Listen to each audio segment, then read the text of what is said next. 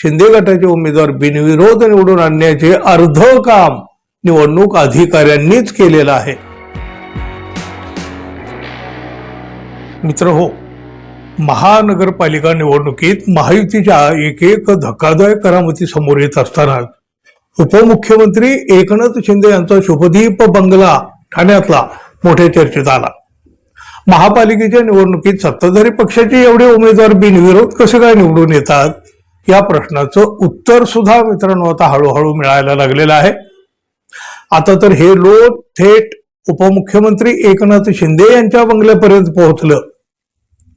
उद्धव ठाकरे शिवसेनेच्या ठाण्यातील 3 उमेदवारांना निवडणुकीतून माघार घेण्यासाठी पोलिसांचा वापर करण्यात आला.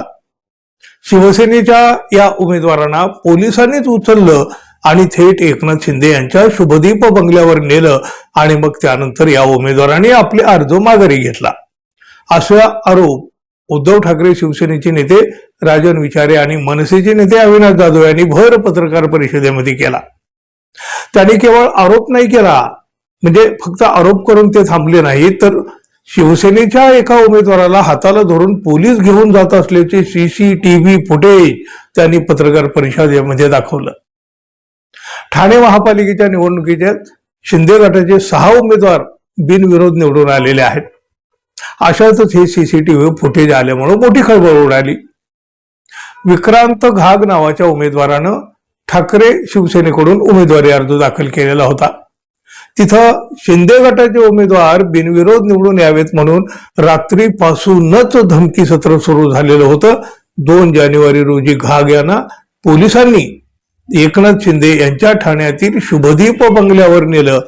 त्यानंतर त्याने आपला उमेदवारी अर्ज मागे घेतला असा आरोप करीत विचारे आणि जाधव यांनी शिवसेनेच्या उमेदवाराला पोलीस बंदोबस्तामध्ये एकनाथ शिंदे यांच्या बंगल्यावर नेलं जात असल्याचा व्हिडिओ पुरावा दाखवला. मनी आणि मसल याचा निवडणुकीमध्ये अलीकडे प्रभाव खूप वाढलेला आहे आणि याचाच वापर करून निवडणूक बिनविरोध करण्याचा हा प्रकार इतिहासामध्ये पहिल्यांदा घडलेला आहे. सत्ताधाऱ्यांनी हा नवा फंडा सुरू केलेला आहे. शिंदे गटाचे उमेदवार बिनविरोध निवडून आणण्याचे अर्ध काम निवडणूक अधिकाऱ्यांनीच केलेलं आहे. अधिकाऱ्यांचे मोबाईल तपासा म्हणजे सगळं काही बाहेर येईल, असं सुद्धा या विचारे आणि जाधव यांनी म्हटलं आहे.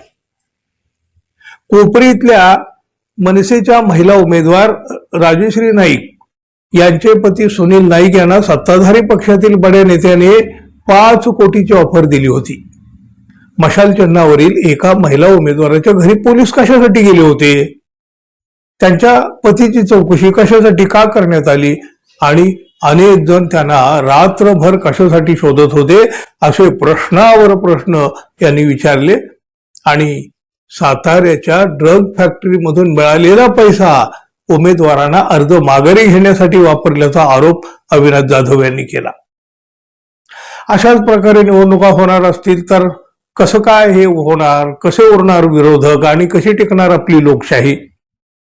संविधानिक पदावर बसलेल्या नेत्यावर एवढे मोठे गंभीर आरोप केले जात आहेत. निवडणूक आयोगाचं तर काय हो, त्या निवडणूक आयोगावर काही बोलण्यात सुद्धा अर्थ आता उरलेला नाही. पण जर हे सगळं असंच घडत असेल आणि हे असंच घडत राहिलं तर एक दिवस उद्रेक मात्र नक्की होऊ शकतो. ती वेळ येऊ नये एवढीच आपण अपेक्षा करूया. धन्यवाद. पुन्हा भेटू. नमस्कार.